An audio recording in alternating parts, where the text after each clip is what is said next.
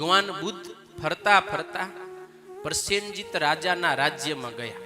ગામની બહાર પર્ણકુટી બનાવીને રહે છે. બધાય માણસો ભગવાન બુદ્ધનું પ્રવચન સાંભળવા માટે આવે. એક દિવસ રાજા પ્રસેનજીતને ઈચ્છા થઈ એટલે પોતાના મંત્રી મંડળ, અંગરક્ષકો, સૈન્યની સાથે આવ્યો. એટલે દરવાજે જે સંતો હતા એને કીધું કે રાજા પ્રસેનજીત ભગવાન બુદ્ધને મળવા ઈચ્છે છે, પ્રવેશ થશે? એટલે સંતોએ જેની અંદર વાત કરી કે રાજા પ્રસેનજીત પોતાના રસાલાની સાથે આવ્યા છે અને તમને મળવા ઈચ્છે છે. ભગવાન બુદ્ધે કહી દીધું કે જાઓ, પ્રવેશ નહીં થાય, ના પાડી દીધી. રાજાને વિચાર થયો, રાજ્ય મારું, હું આ રાજ્યનો રાજા, મને પ્રવેશ નહીં થાય? હશે, સાધુ છે ને, જતું કર્યું. વિચાર કર્યો કે શા માટે? તો કે આવડું મોટું સૈન્ય ક્યાં માય, હું સૈન્યને લઈને ગયો તો ને. એટલે બીજે દિવસે સૈન્યને છોડી ખાલી મંત્રી મંડળને લઈને આવ્યા ને કહ્યું કે રાજા પ્રસેનજીત મંત્રી મંડળ સહિત આપને મળવા ઈચ્છે છે, પ્રવેશ થશે? ભગવાન બુદ્ધનો જવાબ આવ્યો કે પ્રવેશ નહીં થાય. રાજા પાછા ઘરે ગયા. ત્રીજે દિવસે આવ્યા. હું વાતને લાંબી નથી કરતો, તમે સમજજો. ત્રીજે દિવસે માત્ર અંગરક્ષકોને લઈને આવ્યા ને પ્રવેશની અનુમતિ માંગી. ભગવાન બુદ્ધે કીધું કે રાજાનો પ્રવેશ નહીં થાય. રાજાએ ઘરે જઈને વિચાર કર્યો કે શા માટે મને પ્રવેશ નથી મળતો. એટલે વિચાર કરી અને પછીના દિવસે પોતે રાજવી પોશાક ઉતારી સામાન્ય એક માણસ બની અને આવ્યા ને કહ્યું કે પ્રસેનજીત નામનો એક વ્યક્તિ ભગવાન બુદ્ધને મળવા ઈચ્છે છે, તો મને અંદર આવવાની અનુમતિ મળશે?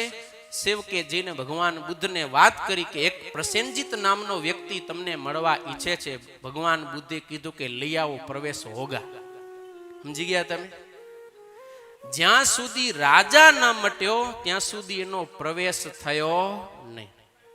એમ આપણે પણ ઉપરથી બધા વેશ ધારણ કર્યા છે, ખબર ને?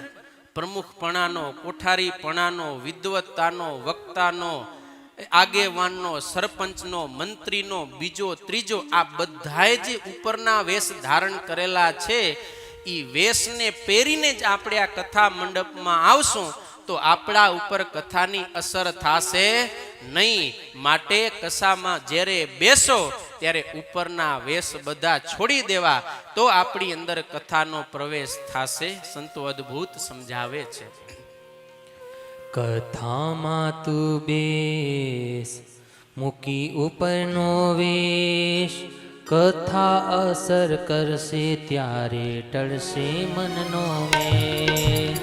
કથામાં તું બેસ, મૂકી ઉપરનો વેશ, કથા અસર કરશે ત્યારે ટળશે મનનો મેશ. કથામાં તું બેસ, મૂકી ઉપરનો વેશ, કથા અસર કરશે ત્યારે ટળશે મનનો મેશ. કથામાં તું બેસ, મૂકી ઉપરનો વેશ, કથા અસર કરશે ત્યારે ટળશે મનનો વેશ.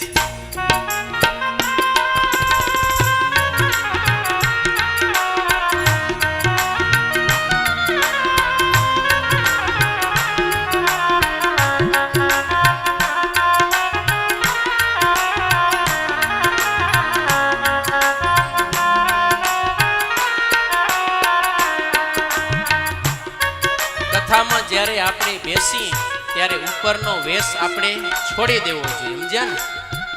માટે હજી પણ સભામાં કહું છું, મનમાં આપણે ક્યાંય પણ હજી આવો ઉપરનો વેશ લઈને બેઠા હોય ને તો એ છોડી દેજો, ભૂલી જાજો, તો કથા અસર કરશે.